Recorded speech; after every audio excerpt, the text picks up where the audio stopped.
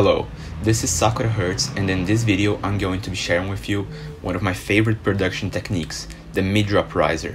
It's actually something really simple, but it makes a huge difference. So, before I get into showing how to do it, let's first see why you'd want to use this technique in the first place. So, it's useful for a couple things such as 1. Creating progression in the drop, 2. Adding some ambience, 3. Creating tension for the transition from the drop to the break, and 4. Acting as a secondary melody depending on how you set it up. Let's get started. So here I have this drop. Let's hear what it sounds like.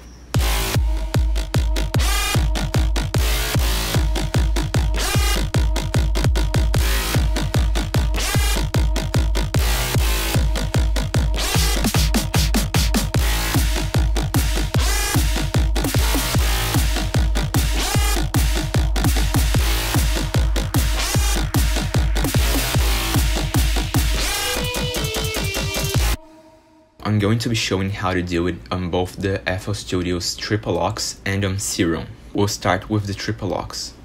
Use the root note, hold it for the desired length, and make it slide 1 or 2 octaves upwards. Next, tweak the parameters to make it sound how you want.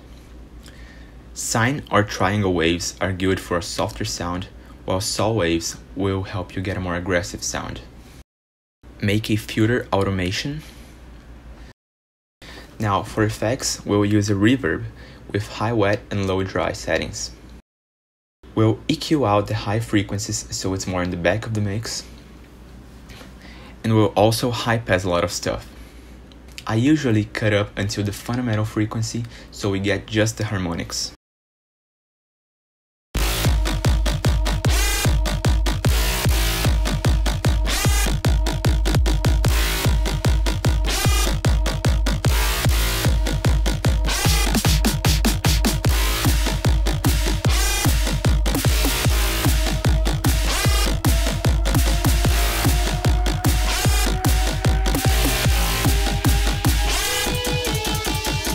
With Serum, it's the same idea, but we'll modulate stuff using the built-in LFO. I'm using 2 oscillators, both saw waves, one set to 3 voices unison and the other just default settings.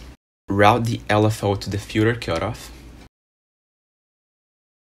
Route the LFO to the master tune in the matrix, set it to unipolar 12 semitones. We'll also modulate the D-tune for a little more movement.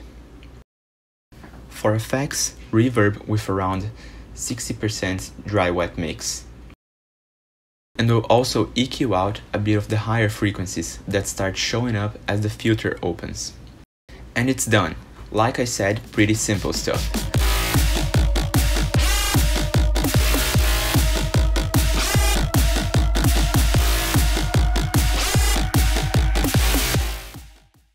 Now let's look at some cool variations you can do.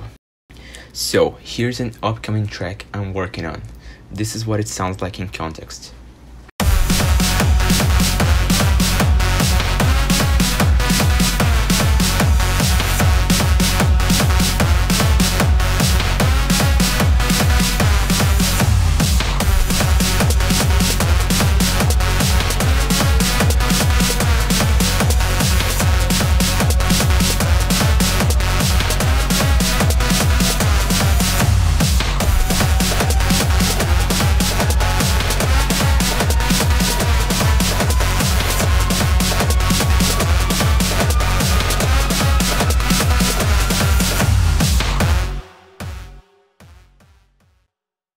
And what I did here was cutting the sound during these little fills here, and then it continues from where it left off. Notice the reverb here comes after Fruity Balance, so we still hear the reverb tail when it cuts, making it less abrupt. Here I have my track Destiny, and in the second drop I use this sound, which is the same kind of sound except that it's being ducked rhythmically.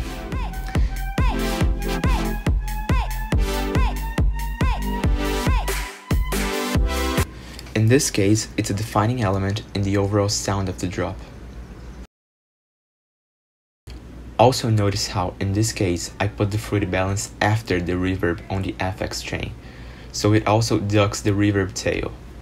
This works better in this case to give it that groove. Here's another upcoming track, and this one is pretty interesting.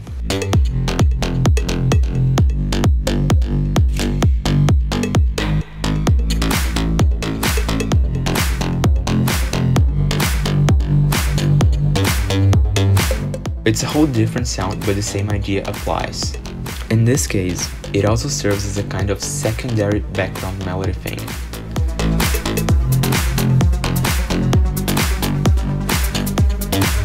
The key here is to experiment.